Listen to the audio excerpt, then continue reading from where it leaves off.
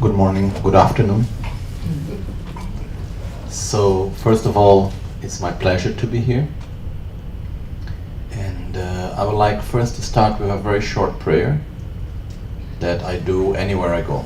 Okay, it doesn't matter, like yesterday I was in a hospital, in a school, it doesn't matter where I go. And this prayer I do because, first of all, for me it's very important the gratitude towards those that have taught me. And it's a prayer in which I remember my masters, the masters of my masters.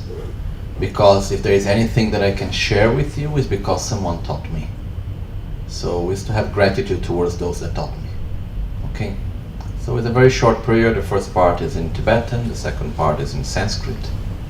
And after that, we start.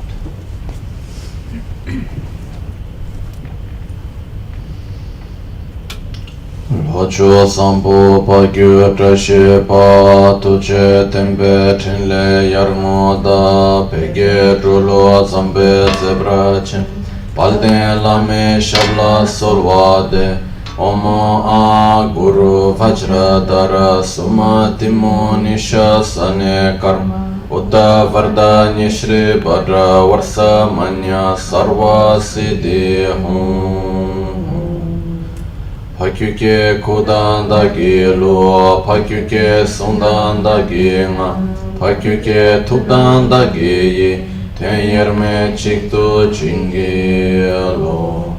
Makyuke kudandagi lo, makyuke sundandagi nga, makyuke tupdandagi yi, ten yerme chiktu chingi lo.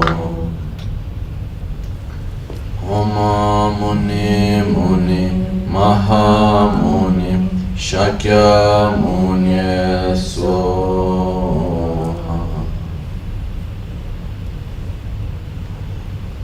Okay. Thank you.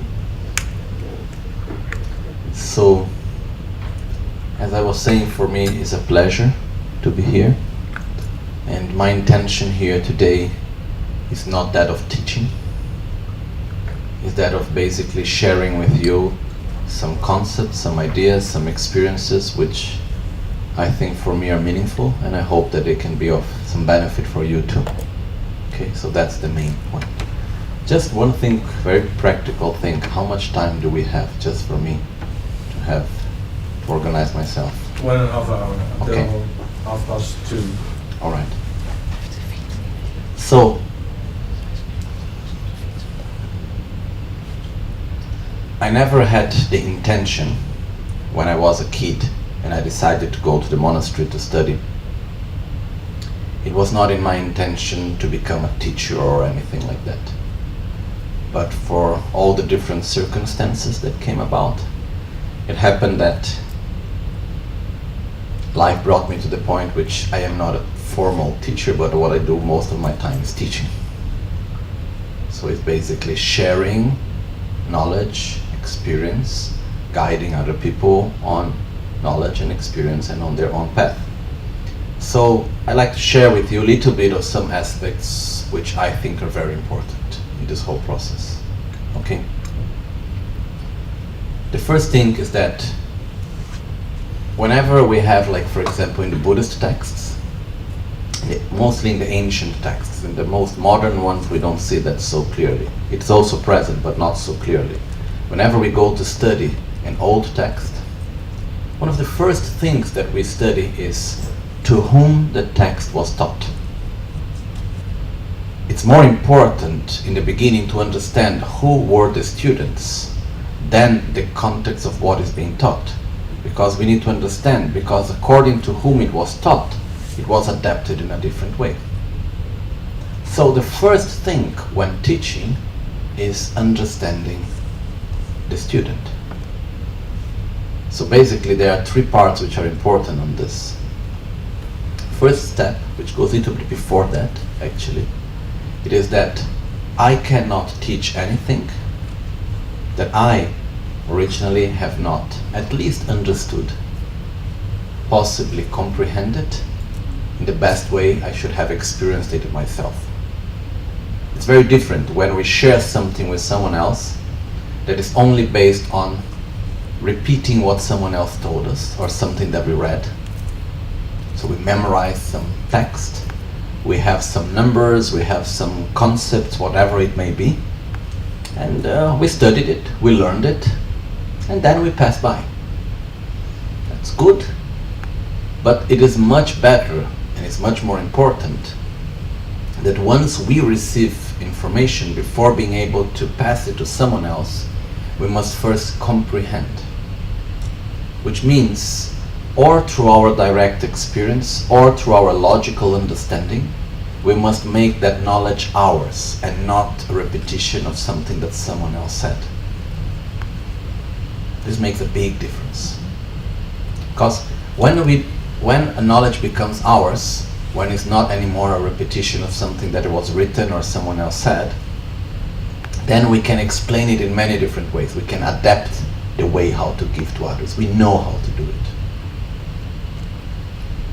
And the best is even if we can go one step further and apply that knowledge, that understanding to our own life. If it's something that we apply to our life, it's something that is part of our own being, it's something that we have experienced and we have got not only the understanding and the comprehension, but we also have the real experience of that, which means we applied that knowledge in our own life, on our work, on our experiences, whatever it may be, then yes, we have the ability really to adapt it to the one that is listening.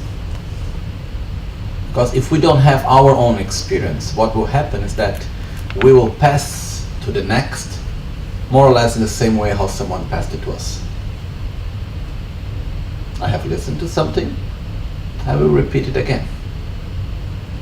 It's like play, record, then play again. I just record something and then I give again. But the point is that when we talk about communication, and education is a lot about communication, it's very important that the communication is done of three parts. The one who is talking, giving, the one who is receiving, listening, and what is being taught, and the way how it's being done. So the one that is giving, first of all, but the deepest is the experience and the understanding about what is being given. The deepest will be the ability to really to give. And one thing which in Buddhism is very important is that it is said that those that are teaching, if they don't have a direct experience on what they are teaching, most probably they would not guide the students to have a direct experience either. It will just remain on a conceptual level. And most of all, what we want is not just to give concepts. What we want is to induce people to experiences. We want them to develop deeper understanding, to develop their own qualities. So in order to do that, we must first have our own experience. And that's why when we talk about within Buddhism itself, to be a teacher is not something that is obvious. Because normally the teachers, like for example in a monastery where I was, we were 4,000 monks in the monastery. It's one of the biggest monastic universities, and many monks complete the whole complete set of studies. Studies there take quite a long time actually. They complete like academical studies of Buddhist philosophy take maybe around 18 to 25 years. And it's a lot to study. Like the amount of subjects we have only on Buddhist philosophy, it's quite amazing actually.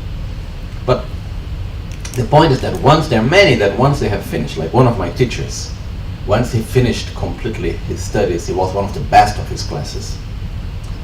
And then the abbot asked him, "Oh, could you please teach?" And then he said, "I cannot teach what I have not comprehended. I have understood, but I have not deeply applied to myself. I have not deeply comprehended it myself. So I don't feel comfortable to teach." So he did administrative jobs in the monastery for years and years and years, and he was teaching the kids in school, like how to learn, learning how to read, and basic grammar things. But he had very deep knowledge actually. But he preferred not to teach because he didn't feel comfortable not having a real experience of what he was supposed to teach. But I remember I would go to my classes, and then when I come back at home, we would live together. He was the person taking care of me. He had perfect understanding about everything. But in the monastery, for example, those that really take the responsibility of teaching are those that, hopefully, not all of them, many times, but hopefully those that actually really have a deeper experience. And this makes a big difference. So, one thing is that first, those that are teaching must, how to say, apply to themselves what they teach. It's like I can teach how to cook something, but if I have never cooked it myself, I would not know how to answer correctly the questions. I would not know how to adapt to the needs of those that are listening. This is something that, depending what is the subject, is more easy. Depending what is the subject, is much more difficult. Okay, because there are some subjects that is quite easy to apply to ourselves and to understand them, and there are some subjects which is much more deeper. That's why, for example, in Buddhist philosophy, some subjects only very few people really teach them, because it's quite difficult to apply to one's own life, truly. So, another thing that comes together with that is the fact that if someone is telling me something, is teaching me something, and the person truly believes in what he's saying, it has a much stronger impact on me. On top of that, if he is an example of what he's saying, then it has even a much stronger impact on me. The same things said by three people. One that only knows the theory and doesn't even truly believe much in that, just talking. He gives the concepts nicely, but he doesn't truly believe in it. The second, someone that truly believes in what he's speaking. And the third, someone that not only believes, but have put it into practice in his own life. Even though explaining with the same words, the power of communication, the power to give something and to transmit, it's much, much bigger in the moment that the person have his own experience and have his own deep faith and understanding on what he says, talking. Also because I believe that when we teach, it's not just a matter of talking, it's not only verbal. Like some time ago, I was talking to one teacher of anthropology in the University of Genova in Italy, and he was very frustrated. I went there for a different reason, and he was really frustrated because he was saying, oh, now the university has asked me to make lessons in front of a camera with no student in front of me, and I need to give the lesson, and then after they will send the lessons to all the different students here and there. And he was saying, how can I do that? Because when we teach, it's not just a matter of making play and giving information. It's an exchange. And a good teacher must be able not only to have the experience, but the second step, which is fundamental, is to understand the student. I will never be able to teach you if I do not speak your language. And I'm not talking about language, Dutch, English, Portuguese, whatever.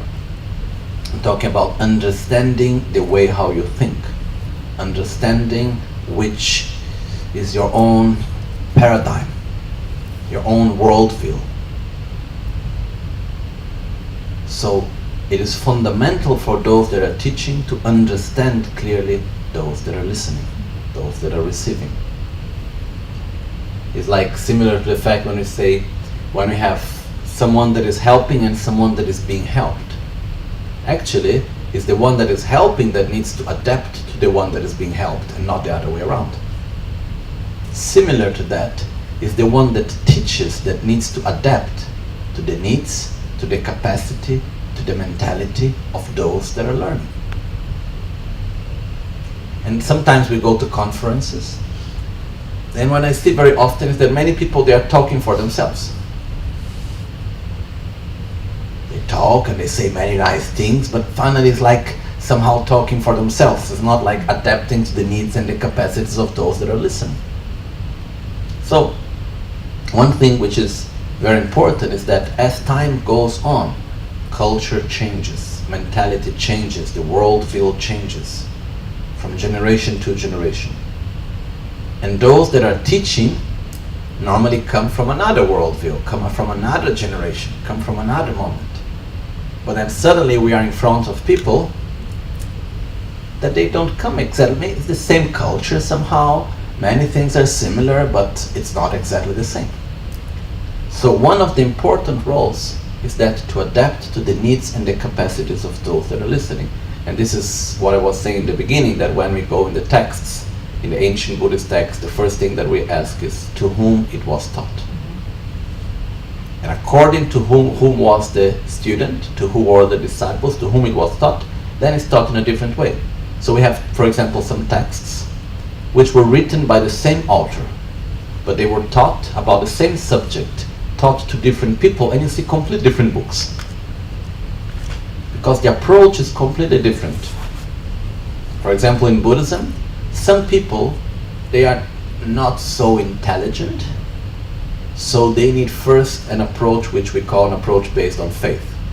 When we simply explain things and we say, look, this is how things are. This is like this, that is like that. First you come along with me, you create a relation of trust with me, and I will bring you along. So another thing which is fundamental is to have a relationship of trust between who is teaching and the one who is learning, the teacher and the student. Trust is really very, very important. For us, it's a fundamental aspect. That's why in the monastery, we have, with each student chooses his own teachers. For example, in my class, we were 70 students, and there were at least like 6 teachers for every subject. And we choose, each one choose our own teacher, because we must have a very strong connection and a relationship of trust. And then here there are 2 ways of teaching. One way is I create a relationship of trust with you, and then I bring you along with me. And I will say, look, this is like this, that is like that, I will show you here and there. You have not yet really understood it completely. You didn't have yet your own experience about it, but you trust me. So somehow you go together with me and you believe in what I am saying. This is the way of teaching for those that have, let's say, a lower capacity, which is many, many of us. The way of teaching for those that have a higher intellectual capacity, we mean intellectual capacity, it is that nothing is taught without explaining the why and the how. And everything that is being given is being brought together with the actual understanding. Nothing is given for granted. So we help the student to understand, to go on his own process of analysis, of understanding. So it's a different way. Instead of just like bringing the student along and saying this is how things are and after you will understand them, it's saying, look, these are the reasons, so you get to your own conclusion. Instead of giving the conclusion, you give the tools for the student to gain his own conclusion.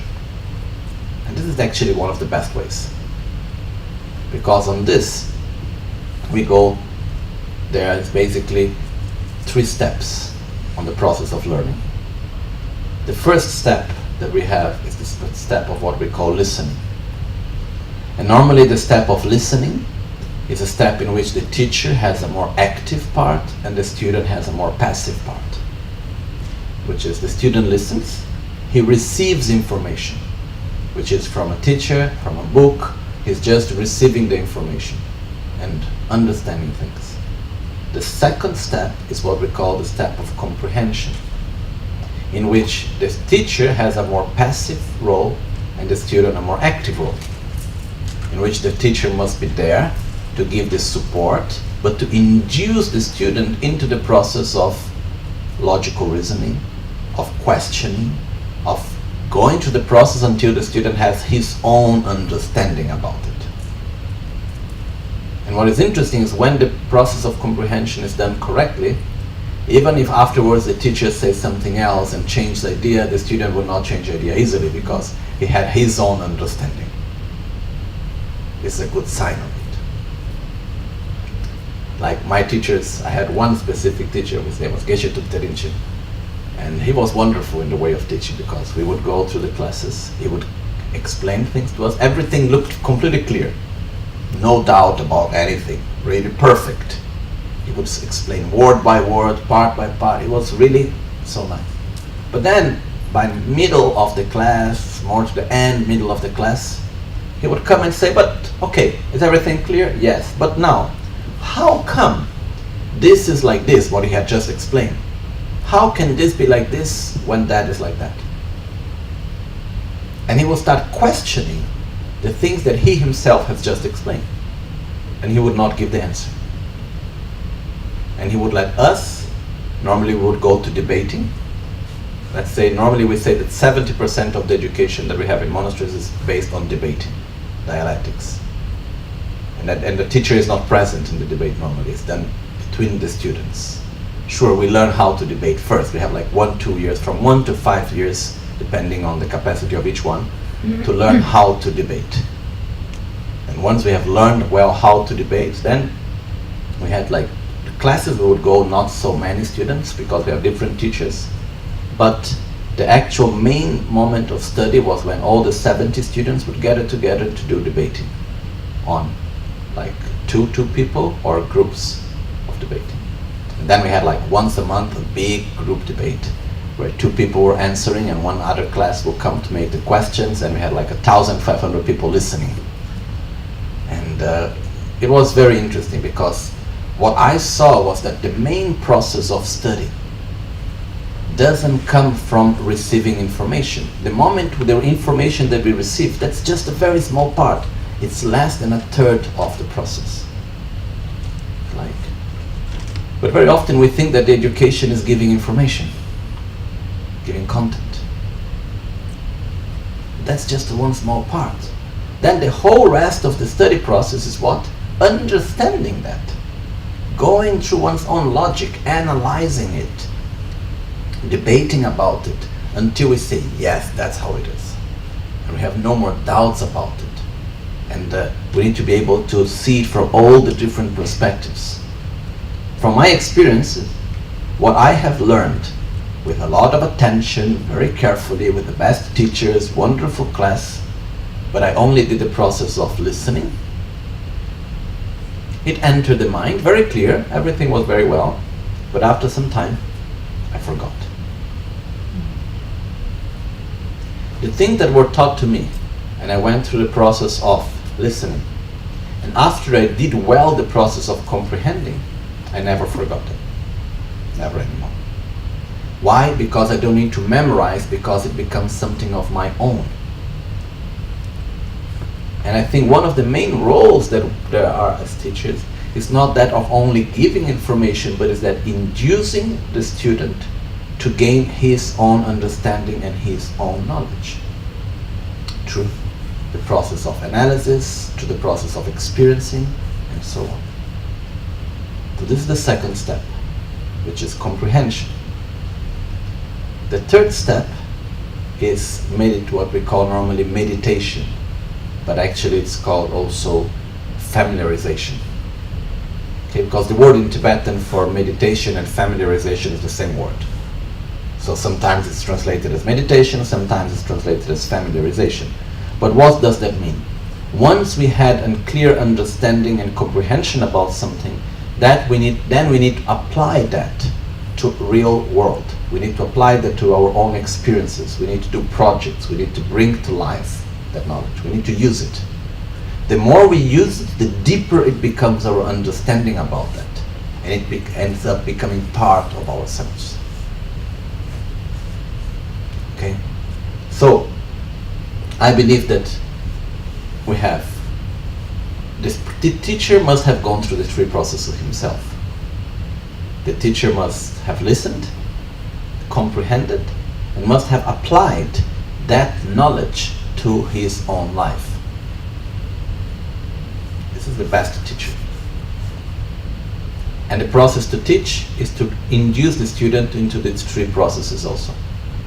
First, we explain, remembering that in order for me to explain to the student, first I must understand clearly what is the capacities of the student, how is his mind working, how is the abilities, what is the worldview in which he lives, and so on. I have had many experiences of teaching the same thing to people in very different contexts. Like one thing is in Brazil, it's one way. In Europe is a bit different, and when I went, for example, to teach Chinese people in China, it's a complete different world. I am used, for example, to have interaction together. Like I never ever prepare the lesson. This is okay, my own way, because if I prepare, I get more confused. I prefer just to, I know I cannot teach what I don't know, so I already know. So I know what I need to talk about, and I just let it flow as an exchange with the people. Depends very much who is there.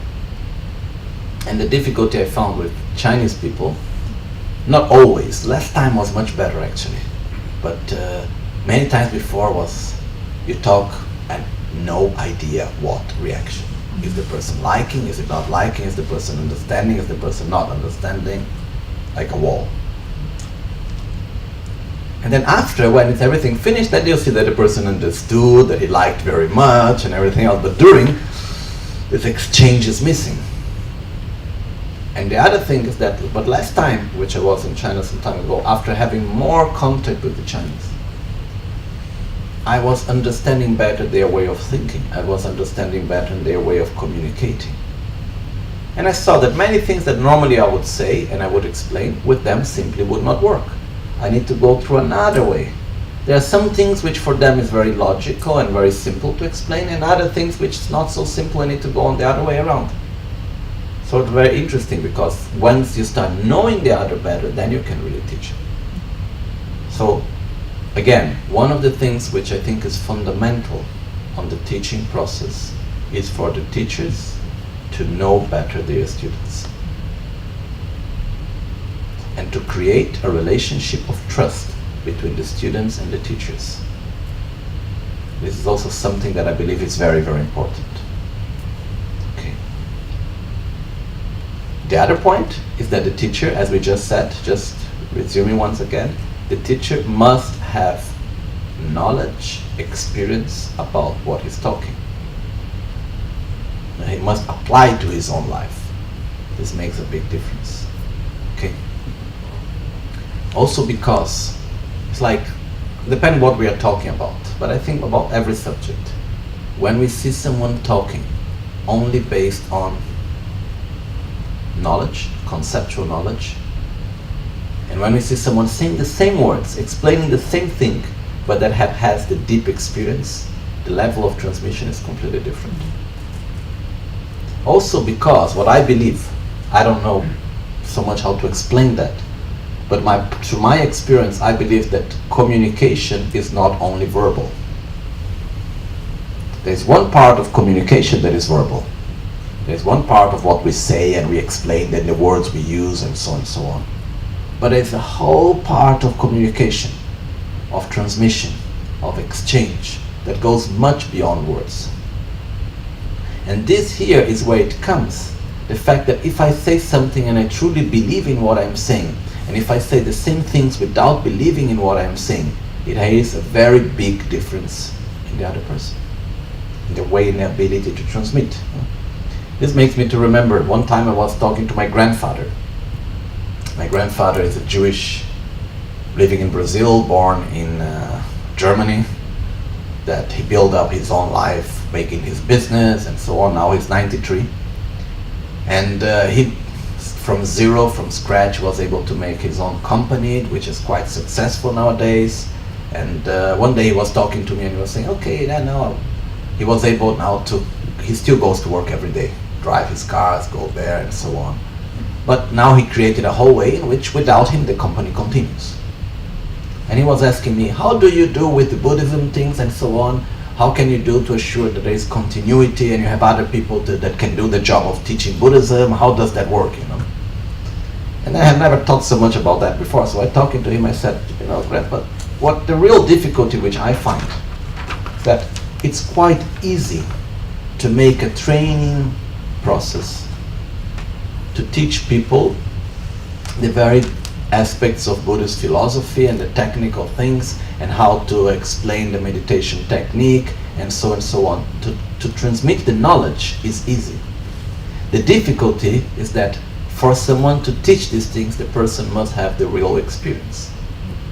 And it's not so easy to find people that have the real experience. Because how can I talk about love if I don't feel love? How can I talk about respect if I do not respect others? You know, the first things that the students will see is like, he's talking about respect, so nice words. Then they see his own action. One of the difficult things of being a teacher is that we must be an example of what we teach. Otherwise, we take away all the power of what we are saying. And that's not obvious. So when there is a teacher and he is an example of what he teaches, this gives a strength to his teaching, which is much beyond many others. And very often that ability of being an example, it actually transmits much more than the technical way of explaining and beautiful PowerPoints or whatever. But this is something that is very important also, that we must bring to ourselves. Okay? So this is for me, the main thing which I wanted to bring today to you is this fact of understanding the process of listening, comprehending, and meditating. Meditating, which means applying it to practical life. Then we have the process of the teacher having the experience, understanding the student, and then understanding which is the way how to make the bridge between the two. And here comes one thing, which is verbal communication. It's faulty by its own nature. We cannot truly trust verbal communication. Because how does it work? I have an idea, a concept, an experience, a feeling. I want to communicate it to you. So what do? I transform that knowledge, experience, concept, and so on into words, sounds. And what do? You listen to that sounds, and then you attribute meaning to that sounds.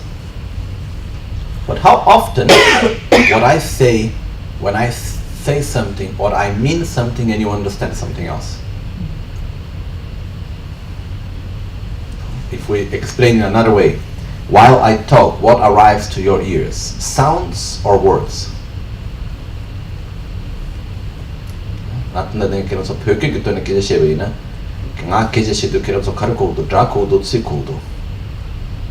just made the same question in Tibetan. What arrived to your ears? Sounds, right? So then, what do we do to the sounds? We attribute meaning. I understood this clearly one time coming to Holland, actually. I was on the aeroplane going back to Italy, and then the steward was talking, or the captain, whoever, and was talking in Dutch. And then I said, that's only sounds, really. There's nothing more than sounds. Then it spoke in English, and then I said, okay, now I can have words, because basically what happened is that we only listen to sounds, and what we do to sounds, we attribute meaning. And most of the times, the meaning that I attribute and the meaning that you attribute are different. Even talking about the same word. So another thing which is very important when sharing, for me, is definitions. When we study in the monastery, the first thing that we do is always start with definition. It's like one time I went to Rome, and I arrived in Rome. I was taking a taxi to go to one congress. And on the way, the taxi driver looked at me and he asked, what are you dressed in this way, no? And then I started explaining, oh, you know, I am a Buddhist practitioner here and there, blah, blah, blah, Lama and so on. And then he looked to me and talking into the dialect of Rome, and he said, do you believe in death? And I was like, what a question, no? And I said, if I said yes or no, it would be too stupid as an answer. So I asked him back, what do you mean by death? Because then he looked even more strange to me. Then I told him, if by death you mean the complete end of everything, I don't believe in that. If by death you mean the separation between the body and the soul or the subtle mind, whatever you call it, then I do believe in death. But very often we talk about different things using the same word. Very often we agree, but because we use different words, it looks like we don't agree. So, normally one of the things that I read in my studies, which we do in Buddhist philosophy, is whenever we talked about anything, the first thing, definitions. What do we mean by this? What do we mean by that? And we have the definition of everything. Even in our own process of studies, the first thing that we do is we memorize all the definitions in order to be able to debate after about them. Because we need to have the definitions of each and everything. Then from the definition we can have a better understanding about that. This is just to say that sometimes we can be talking for hours and we think we are talking about the same thing, but we are not. Because when I say something, I have my own definition, and when you listen to that same sound, you give a different definition. And then we can stay hours talking. It looks like I gave the best explanation, everything is so clear, but from the other side, understood something completely different. That's why it is so important, the later process of comprehension. Because that's where we really see if the person really clear understood or not, and then we can accompany the person through his own understanding of the subject. Okay? So this is one part which I believe is important. Another part is the fact that there are many things that we learn which are non-verbal, but we learn from the environment in which we are. So the environment in which we bring the student, it's fundamental. I understood many things which I learned in the monastery, which were never said to me, which I understood later. I understood looking years after, going back, and I said, oh, I have this understanding. Where did it come from? It came from this and that experience. There are many things. Like one time, I was in Tibet with one of my teachers. He's the abbot of the monastery of Tashilumpo in Shigatse in Tibet. And then I was going to receive a lesson, and he lives like in the 4th floor with the stairs and very steps, difficult stairs to go up and so on. And I was going, and then suddenly in front of me was a young monk carrying like 20 liters of water in his back, going up the stairs, very happily. He does that almost every day, so he's used to it. And that's the water that is used to cook, to wash, to clean, to drink. Then I arrived up and I looked at that and I said, a poor guy, taking every day all this weight up and down all the time. And so I went up and I asked my teacher, we as Westerners, we are a little bit more direct. Most probably a Tibetan would never ask the abbot this type of question, but I asked him and I said, I have a very direct relation with him. I said, why actually we don't put here, the pipe, a normal water system, the technology exists here. The money to do it is there. Why it's not being done that way? Later I knew some other technical reasons why not. Basically because the houses have lived from 1,200 to 800 years, and they are made of stone and sand and earth. So if the pipe breaks, the houses can go down a part of the house because water is not good for it. This was a technical reason another person told me, but he told me another reason why they don't put effort into that, because the technical issue could be solved. And he told me the following. He said, if the student, when he arrives here, if the young monk, he doesn't learn to put effort and constancy with the most basic things of life, such as having water, how will he later put effort and constancy in his own meditation? which means learning is not only through receiving knowledge. We learn to put effort by needing to put effort. We learn to have constancy by needing to have constancy. We learn to wait by seeing that things are done and then gradually they come out and so on. It's like nowadays it's crazy, no? Sometimes we talk to some kids and we ask them, where does the apple come from? And they say, from the supermarket. And the water from the tap. And the air from the AC, basically, no? And what's the problem of that? Is that kids grow up, we,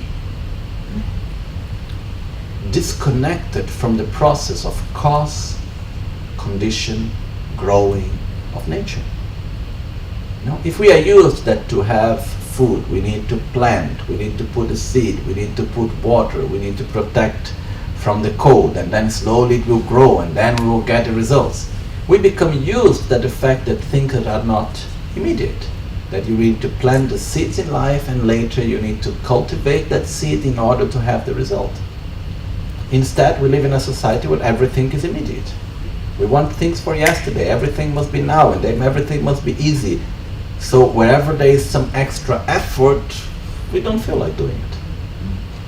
I don't know if you sure have much more experience than me, but how are kids nowadays? It's normal to put effort into things, or it's something that things must be more immediate?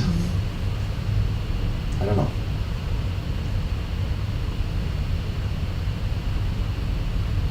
Maybe one way or another. I remember, for example, when I needed to study some things, I need to go to look for books.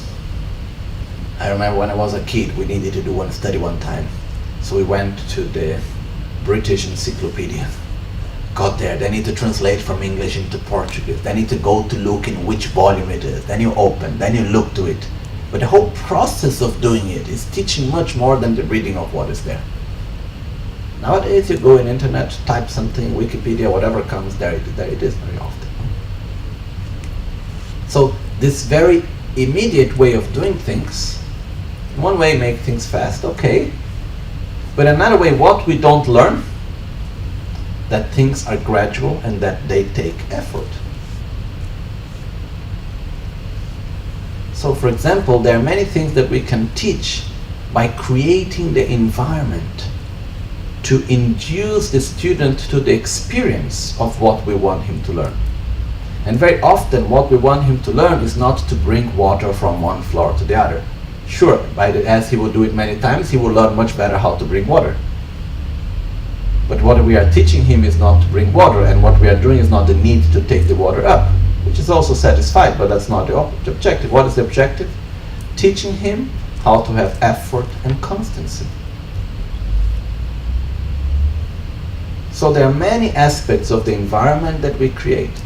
For example, in the monastery, one thing which I learned was that whenever I would say to go to one of my teachers and say, oh, again, I want this, because I was living with him, he was like a father for me. His name was Genlapala. And I would go to him and say, again, I want this. He would say, want? And so what? If I would go to him and I say, oh, again, I need this, he would say, okay, let's do it. Because want is not important. Need, yes, it's important. But I understood that later. Another thing in the monastery, for example, is not well seen to complain about stupid things.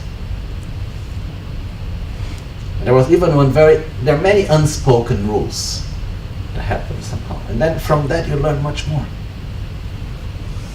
So these are things that I believe that we need to be careful to create this correct environment.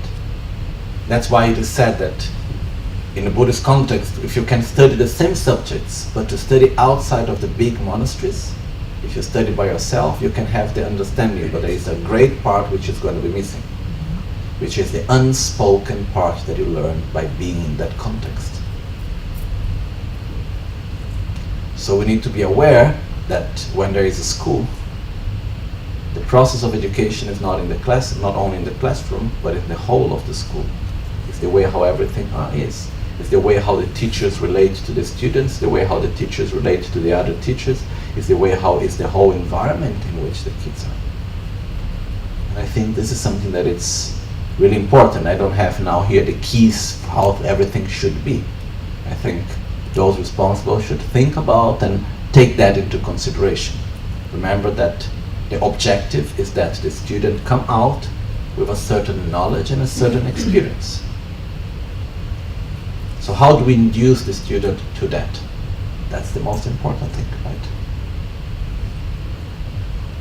And very often is to the environment. And I think that's very important. Because here there is one point which is fundamental. It is, our mind is flexible. Our mind has the ability to learn, to change. But how do we learn? Through experience and through repetition. This we know very well. But the more we repeat something, the easier it will become. But the important thing is that when we repeat something, it depends how deep and strong that experience is. The deeper is the experience, the less we need to repeat in order to learn it. The most superficial is the experience, the more we need to repeat it in order to learn it. There's another thing also. That's why when the experience is complete, we don't need much. Sometimes even one time is enough. Okay, so we need to bring into all the different aspects connected to it. Together with that, there is one point which it's, I think, for me very important. In the process of teaching, we will see that there are aspects that we want to give, and then there are attitudes, behaviors, understandings, and so on, which we think are not good. Okay, especially if we go within the process of Buddhism, what do we have? Okay, we need to develop more love, compassion, generosity, wisdom, stability, and so on. And we need to abandon hatred, aversion, anxiety, fear, miserliness, arrogance, ignorance, and so on. Okay? So, one question that comes is, how do we change a person's mind? How do we help someone to eliminate a certain thought or a certain emotion or a certain understanding? Have you ever tried to eliminate a thought from your mind? Suddenly a thought arises and we say, oh, this is not good, I don't need to think that, I don't need to feel that, and we try to say stop. What does it happen? Does it work? Or it sticks more to the mind even? It sticks even more, right? So, here we need to use a very simple principle of our mind, which is, the mind is not able to perceive and to have a perception and understanding of two direct opposite things at the same time. Okay? The example I always give is, I am not able to think I like water and I don't like water at the same time. Try to do it. Is it possible? Can we think I like water and just afterwards I don't like water? Yes. You know, we are like this. We change ideas. We can change one after the other. But at the same time, can we think at the same time I like water and I don't like water? No. So, if a person have a thought, I don't like water, and we want to induce the person to the thought, I like water, or better, we want to eliminate the thought, I don't like water, what do we need to do? Induce the person to the opposite. I like water. We don't need to talk about the I don't like. We need to go and say, you know, water is good, the taste is nice, it's good for your health, whatever, and then you induce to a small experience where the taste will be nice. And then slowly until the person generates in mind, I like water. In the moment that I like water appears, I don't like water disappears. Most probably what will happen after some time when that experience finishes, what will come back? I don't like water. Why? Because we are conditioned to it. We are used to it as a habit. But then we need to induce ourselves again and again to the new experience in order for that to change. So what I want to say is that when we see behaviors, ideas, attitudes in students or in ourselves, for instance, that we don't like, that we think are not healthy, are not positive, the way to change it is not by going against it, but is by putting energy and inducing oneself to the opposite of it. It's clear, right? So this is also something that I believe it's actually very, very important for us. Okay? So, one more thing. I believe that in the process of education, I just don't want to go into details on this point right now, but I will just touch it. There is one part which sincerely I feel that is missing. And I just like to, I hope I am wrong, okay? But not here in Europe, not so much, but in Brazil, many times I went to talk to companies. Because basically I go wherever I am invited. If somebody invites me to a place, if it's not against what I believe, I go, no problem. And even sometimes if it's a little bit against, better to bring something good there. So I go anywhere I am invited, basically. And I went to a few companies, and when I am in the context of a company, like a big corporation, a bank, whatever, I made a question many times, and I always got the same answer. The question was, what gives more difficulty for the company? The lack of knowledge, technical knowledge on the employees, or the lack of emotional stability? What is the answer? The lack of emotional stability. That's what gives much more problems than the lack of knowledge. Like, if I would need to take a person, employ someone, I would like to see in the curriculum patience, good level of patience. I am a patient person. I'm able to put effort where it's difficult. I can connect well to the people around me. I am respectful to everyone. I am a person with concentration. I am a kind person, humble. Because the technical things I can teach. Sent to make a course, whatever. But if I get a person with the best of the knowledge, but that is arrogant, that doesn't know how to connect to other people, that doesn't know how to deal with one's own anger, and so on, I will get a lot of trouble. Or not? Yes. There are some people that even if they don't know much, the simple fact by their own personality that they are present in a group, they make the whole group to be better. This type of people I would love to be part. It remembers me about one lady that was in our center in Italy. Her name was Teresa. And what happened is that she was a lady that was always present there, and she was very particular. She passed away some years ago, but she had some good knowledge about Buddhism in a way. She had a good heart, but at the same time she was a very difficult person. But she would make problem with very little things. And one time when Master told me, take good care of her because she take away the interferences. And I was looking at it and I said, how is that? And it is true. Because there is a very simple rule, no? Which says, we have a problem. When one problem ends, what happens? At least another one begins. And what happens when one problem ends and we have no other problem? We create one at least. Okay? So, what I have seen is that when there is a group, like it was in my case there, and this lady, she was making many little stupid problems, okay? She was kleptomaniac, and she was always talking about things like never stopping about one thing and here and there. But in the moment that she was present, she would take the attention on her, on the tension and conflicts, and people have less conflicts between them on the other things.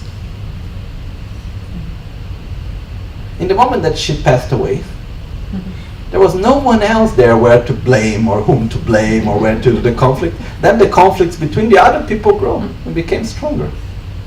So she had her function actually. Okay? But what I want to say was not this actually, but it just came to my mind. I'd like to remember her. But was the fact that when we go through the process of education, there are nowadays, not only nowadays, since a very long time, many tools to help the person to take care of one's own emotion, to deal better with one's own emotions. How to deal with one's own anger, jealousy, pride, mindfulness, arrogance, and so on. How to develop more love, more compassion, more stability, more concentration, and so on. There are many techniques that can help with that. And I believe this is something that is fundamental in the whole educational process, since the very small age up to university and during the work and so on. Because even if the companies see this need, the whole educational system is based on fulfilling, giving the right education for the people to be able to do well their job, or not. So, why this part is not part of it? Why the emotional education is not part of it? This is something that we don't know how to do, maybe. Maybe we don't have the tools, but I believe it's something that is a question that we should bring to ourselves.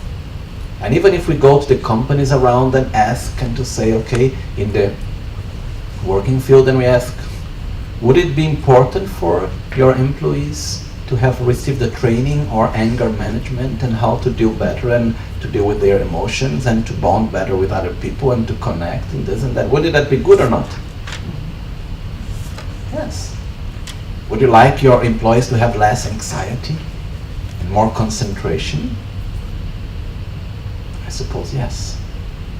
So how do we do that?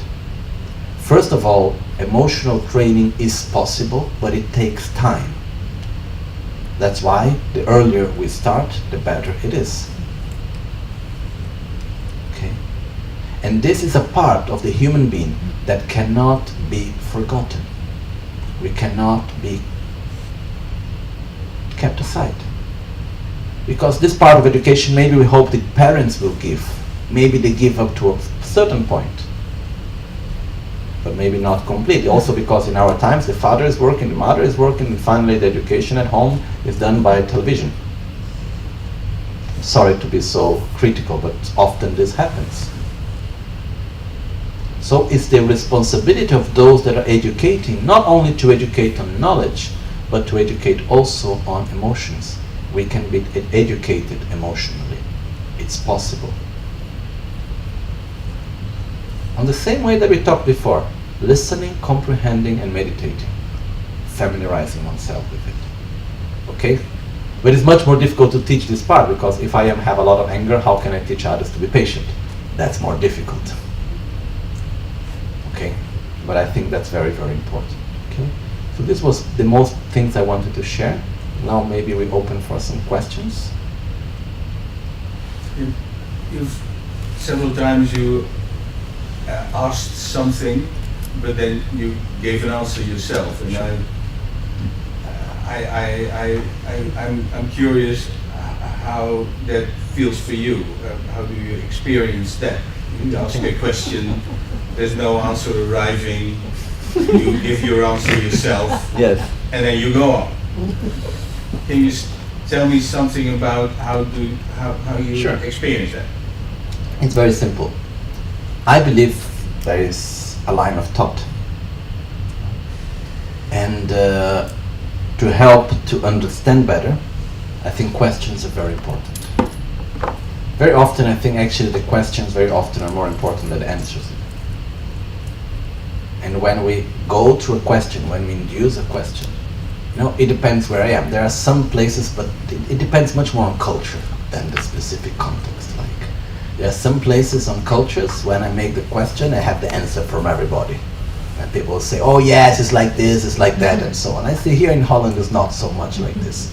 I've been seeing these days, it doesn't matter if I am with the kids, it doesn't matter where I am, you make the question, even when you say, come on, it's not really coming out. Okay? But what I do is basically, I feel comfortable in the sense that I induce, because it's a way of inducing a line of thought. And that's the reason of the question. And because I have my own, I have the answer which I think is the best one. For my own thought, I think is the correct one.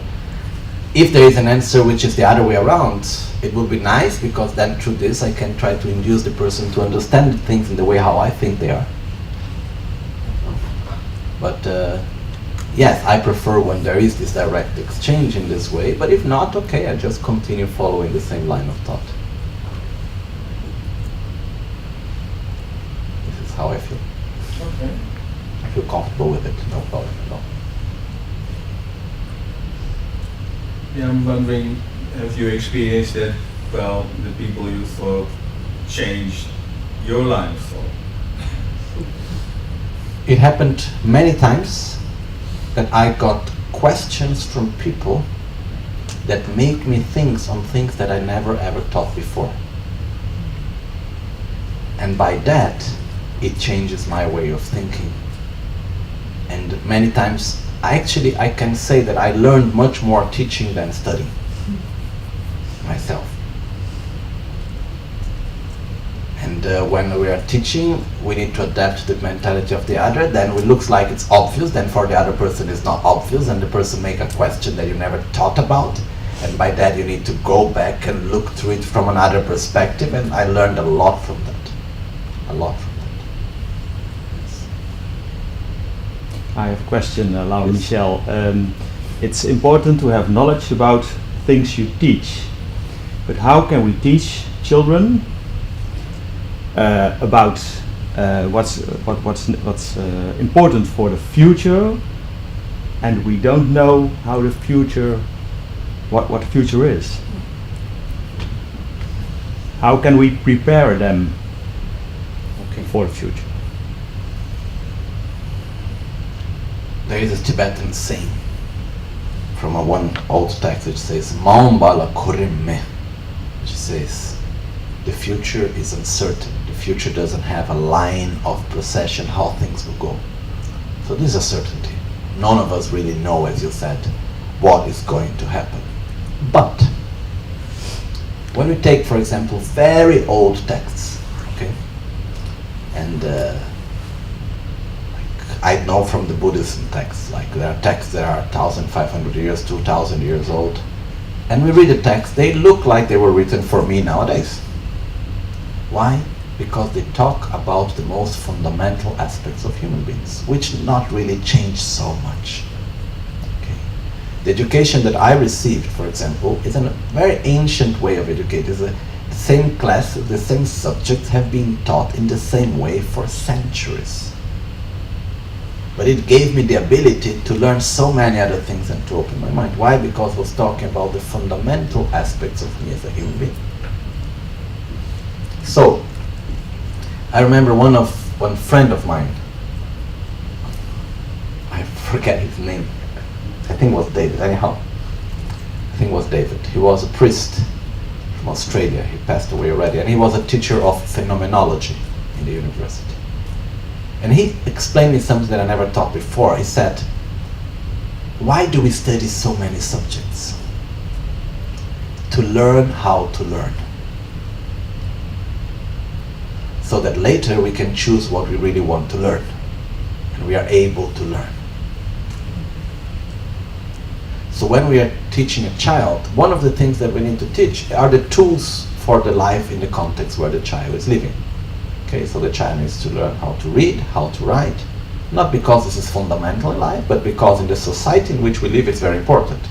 If the child would be living in another society, on another time, maybe we will need to teach the child how to plant, how to do other stuff, and not reading and writing.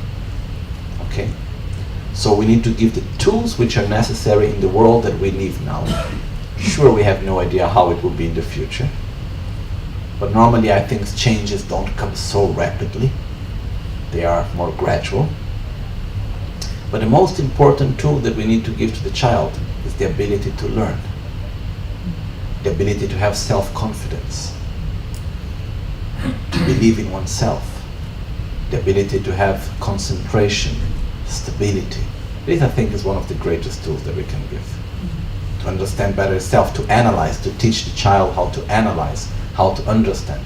And then once we have that, then okay, then you change subject, and then the moment that things change in the future and come about a new subject of whatever it is, we have quantum computing or whatever may appear in the future, okay, then the child will have, the person will have the ability to learn that, because the person have learned how to learn.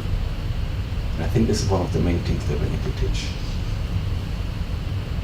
It's clear? It's clear. Thank you. Yeah. Then, when you say that, a question comes to mind. You explained for me, most important is learning to be a human being. And then you gave the example of a child coming home and the parents are working, and in the home there is a television and the child interacts with the television. How do you learn to be a human being interacting with a television? Or an iPad school. Yes.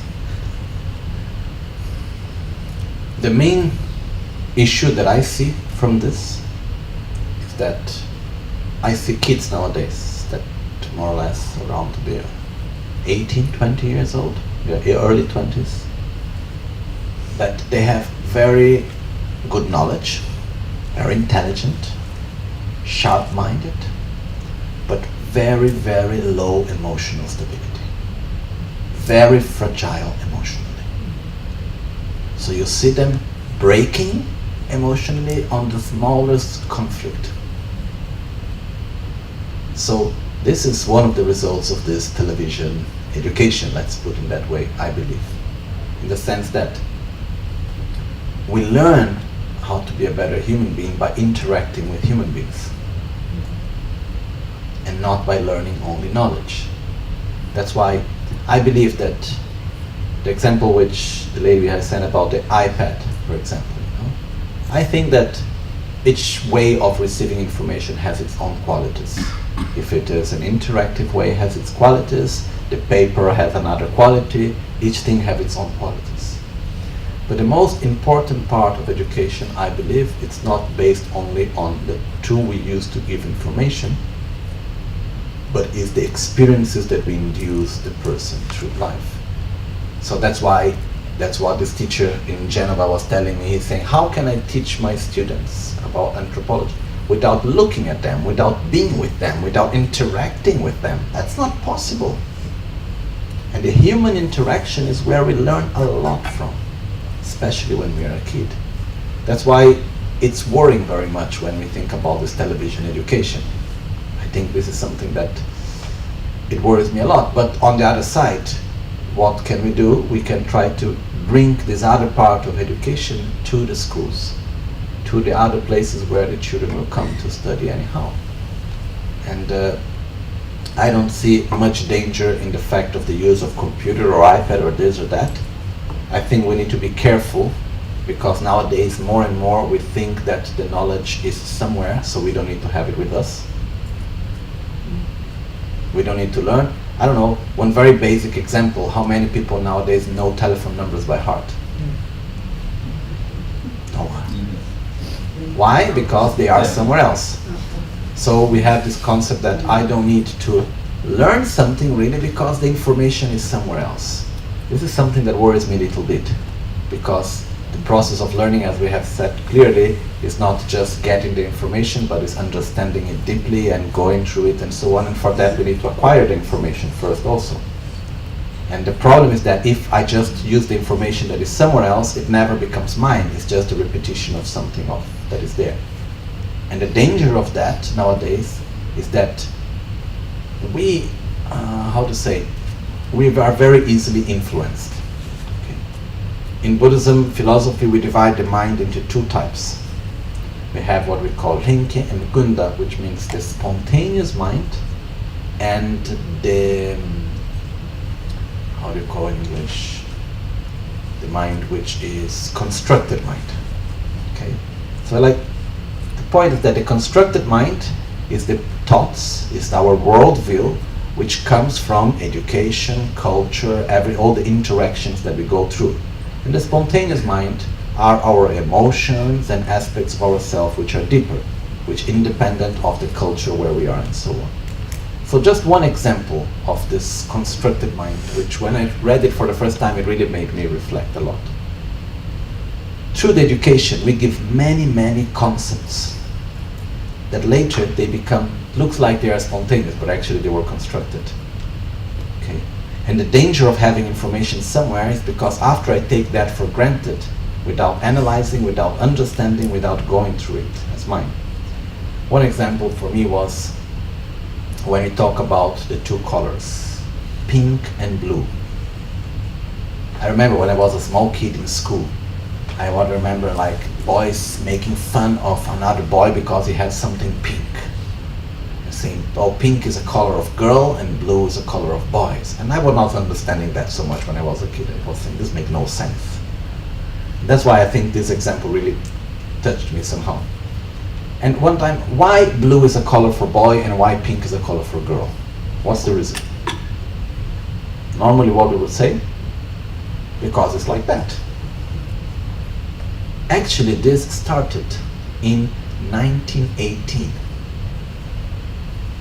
1918 in the United States, there was the beginning of the Industrial Revolution. Up to then, the cloth colored was very expensive. So what was the color of the clothes of kids normally? White, beige, gray. That was the main beige, that was the color that all kids wear. So in 1918, happened that the colored cloth were cheap, were affordable, but then they needed to teach people to buy clothes for kids with colors. So they made the first marketing campaign at the time, which was pink is the color for boys and blue is the color for girls. And they made that marketing campaign, which was based on some things from France and so on, doesn't matter now. And they said that pink is a stronger color and blue is a more soft color. That's why pink was for boys and blue was for girls. And for 2 years, from 1918 to 1920, they were sold. Clothes were sold, pink for boys and blue for girls. Then in 1920, what happened is that people were not used to buy clothes every 6 months like they do now. So they needed to create a reason for them to buy again because the market needed more and more buying. So what they did, they made the whole marketing campaign saying, blue is for boys and pink is for girls. And we are now in 2018 almost. And what we do? Blue is for boys and pink is for girls. Here we are, following the same way. This is an example of a constructed view, which someone said, and so it remains, and we repeat, and we believe, and we think it's something that comes from us, when actually it does not. So, one of the things also is that when we are teaching, we are building up the worldview of those that we are teaching. And this is something so important. And the fact of having just information available somewhere makes me a little bit worried because the person doesn't go through the process of analyzing and having one's own idea about it. It doesn't become one's own view. It's just a repetition of something else that is already there. This, I think, is what worries me a lot. And the lack of the human interaction, which I think is very important. To have conflicts, to learn how to deal with conflicts, to make connections and so on. So these are things which are very important in the whole process, which very often I feel it's missing a lot. I hope to be wrong, but that's what I feel.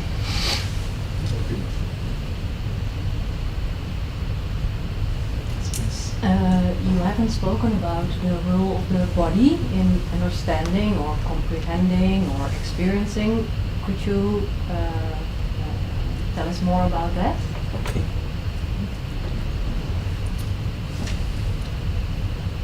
Body and mind always goes together.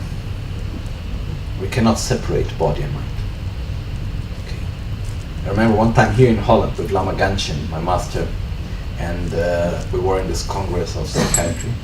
And in the beginning, after Congress, before starting, we were all the speakers there, and there was this moment, okay, what to say and so on. And then Lama Gangchen just sat with one psychiatrist, start talking. not much to say at the moment. And he asked, can you tell me about the history of psychiatry? And then suddenly he said to him, and then he was telling, and then he said, and then around 150 years ago, we understood that body and mind are connected. Up to then, they were seen as two separate things. And I got you looking and said, what? For us, that's obvious since 2,500 years. It's like, we say in Buddhist texts, body and mind always goes together. You can see that when you get sad, tears comes out of your eyes. If there was not connection, this would not happen. But the connection goes much deeper. If physically we are not comfortable, mentally we are not comfortable. This is one thing. The nutrition that we receive, what we eat, influences our mind. Okay. There is, for me, this is something which is very, very clear. The level of intellectual ability of a child, it's very much connected also to the level of nutrition of the child. So what we eat influences what we think. It's like crazy that there are many, many schools which don't take care of the actual food that the kids eat. That's somehow part of the education. Not only we teach the kids how to eat healthy by giving them healthy food and creating that a habit, but also we help in the whole process of learning and understanding. For example, there is one study which I think in schools it could be quite useful. I don't know here in Holland, but in Brazil it's very useful, especially in the more poor area schools where there is a lot of violence. There's a study done by one friend of ours called Bernard Gesch in the Oxford University, where he has proven that given a correct diet diminishes the violent actions by 33%. Just by having the correct balanced diet. So very often when we go to see a kid, a person that is troubled with violence and so on, and we go to, there are many aspects that goes together. And sometimes it's an unbalance in the body. So I think to have a correct diet is part of the environment that we were talking before, which I think that is very important. So just touching at this point, the food that the kids are eating in the school shouldn't be taken outside of the whole educational system. I think it's part of it, because it also influences the mind. The physical exercise, it's important. Even, for example, the position how we sit. If we sit like this, or more like very often, we're sitting like this. What it happens when the back is not straight, it will bring what we call in Buddhism mental dullness. The mind will get more sleepy. Between ourself and the object of perception, which is what the teacher is talking about, it's becoming more misty. And then until it gets to the point where the mind gets more heavy, and then there is this point where I am listening, but I am not really understanding, then actually I'm almost half asleep. Okay. If I sit on the other side, completely tense, like this, with my spine curved to the front, this will bring me mental agitation. I will get more agitated, my mind will start going faster, and then I will go to other things and I will not be able to concentrate so well also. If I sit in a position in which I am not really comfortable, my mind will go to where is the pain, where is the uncomfort where I am. So for example, one of the things which is fundamental, because how many hours a day the kids spend sitting?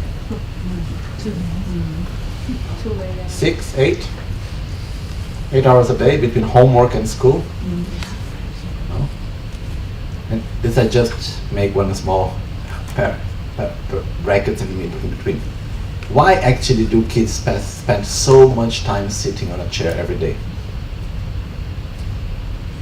So that later they're able to spend as much time sitting on a chair in an office. That's the reason. If we need to prepare them to work on the fields, we would not put them sitting 8 hours a day in the chair. If we need to prepare them to sit in an office, then we need to put them sitting for 8 hours a day in a chair since they are small. This is part of the educational system actually. Depends what we want them to become, that's what we teach and that's where we bring them to be. But within that, okay, we go back. For example, one thing that is important is the way how we sit. Because the body influences the mind at the same time also. To be comfortable with one's own body, not to feel pain in the way how we are sitting and so on. So I think this is also part of this physical education which also comes together. Another thing which comes together with that,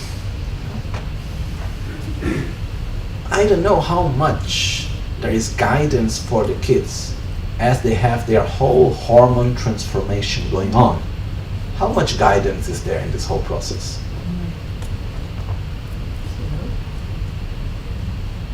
Wouldn't it be good? Necessary? Because once I understand what is happening to me, I give less attention to it in a different way. It takes less of myself. Once I don't know what is happening, this will bring fear, anxiety, it will bring the mind to be more taken by other things. If I have guidance and I said, okay, look now, this is happening to you, this is normal, that's not normal, it's okay. There are many things which we need to be taken care. This is part of what we said in the very beginning, that when we teach, we must adapt to the needs and the mentality and the capacity of those that are being taught. And a teenager is not like an adult. As if we were having the same hormones as a teenager, we would be completely different. One time I heard about a study which was saying that physically, because of the whole process of the hormones on teenagers, they have difficulty to be awake early in the morning, and they're more awake in the evening. So there was a test program which was made in a school in which they showed that they had much better results when the kids came late to school and stayed up to later time. Because at that age, it's not because they want to go out at night, it's because it's natural at that age to have more energy at night and less energy in the morning because of whatever, which I don't know what is happening in the body. Okay? So what I want to say is that we need to respect those that are in front of us, also their physical state that they are going through. That, I think, is fundamental. Another part connected to this, which I didn't say before, but I just take the advantage of the question. I believe, from what I have heard, and I think it makes a lot of logic, basically based on neuroscience, that the most important age of emotional education is from 0 to 6. That's the most important time of the formation of one's own identity and emotional way of dealing with the world and so on. So somehow kindergarten is more important than university. I don't know how much importance we give to kindergartens. I don't know. I really, I'm completely ignorant on that. But kindergartens, it's more important than universities. Because that's in kindergartens that we are building up the whole emotional identity and stability of the person. It's being built at that time. The most important is from 0 to 3, and then from 3 to 6 also there. There's a whole explanations of why and so on and so on. I don't remember the details, but I remember these numbers. So again, we need to respect the moment in which the kids are and adapt to them. I think this is important. Okay. Any other question? There's some tendency to teach mindfulness at schools too. What is your opinion? Yeah. I think it is actually extremely useful. We have made one foundation in Brazil where we teach meditation in schools. And the experience that we have had, for example, we took kids that came from very low income families, and we have a problem in Brazil in which the public schools are very bad, and the public universities are the best. So who go to public universities? The ones that went to private school, because the entering exam is very difficult. Okay. So the kids that come from low income families, most of the times they're never able to enter university because they cannot pay a university and they cannot compete with the kids that come from public schools. So there was an institution, which were friends of ours, in which they give extra education for the kids in order to help them to enter into university, into public university. And there were thousands of kids that were there. And they had very good results. So what we were doing, we were teaching meditation to them and guiding them in meditation before giving the exams, which they did like fake exams they would do in order to see their trial exams, to see how they were going and so on. And what was seen that was that 15 minutes of mindfulness meditation of one's own breath, made a big difference on the results of the kids also on their exams. This is one thing. Another thing, the fact of the kids learning how to meditate diminished the attitude of violence, and it made better for them to be more, to have more concentration, to be more present, and to connect better with others also. This is another thing which is also there. I think this is a whole subject that we can open here, but I believe that it's one of my dreams that one day everybody would learn how to meditate in school, which is nothing to do with religion. Meditation is the exercise of the mind. We live in a world in which we have so many distractions constantly. And this activates the mind to be always more fast. And the problem is that whenever we have something that is, how to say in English, something new, whenever we have a new, something new that we see, something that we have not seen before, whenever there is something that is new, what happens? So whenever we have something that is new, it gives a small stimulation of dopamine. So when we travel to a new place we have never been before, we see something new, there is dopamine. It gives pleasure. We look to something that we have never seen before, it gives pleasure. So what happens? A stimulation of new things creates addiction. And in the society where we live, we're addicted to new stimulation, sensual stimulation. We always new things. Things go always faster and faster and faster, and we always need more and more and more and more and more. And more, we connect less to the things. We have more difficulty to go deeper into learning. Deeper into things. When we talk to each other, we get bored very easily. When we read to the news, nobody's really going deep into the news. Very few people, they just want to go to the titles. And very often it's not because of what is being said, it's just to have something new to see. This is something which I just want to take the advantage of the question, because it's something that really worries me very much in the modern days in which we live, which is this addiction to superficial stimulation of the senses. Then we have to phone Nijmegen now that we need another hour to learn from you. So, what I want just to conclude is the fact that we need to be, meditation is helping, is a tool to help people just to bring the attention back to the present, to be able to concentrate, to be able to be with oneself in order to be with something else or with someone else. It is a very powerful tool. And there are many people nowadays teaching mindfulness. It's something that is a well-spread knowledge. I think most of them are fine. I don't know all of them. But I think this is something which will be very, very important for the teachers to experience in order to bring to the kids in the school also. Because it's a very, very simple technique. There is nothing, no big mystery there. Okay. So I think this is our time. It's here. And I would like to thank very much for the opportunity of having been here. And I would like to conclude with one phrase that I always take with me, and with one request. The phrase is the following.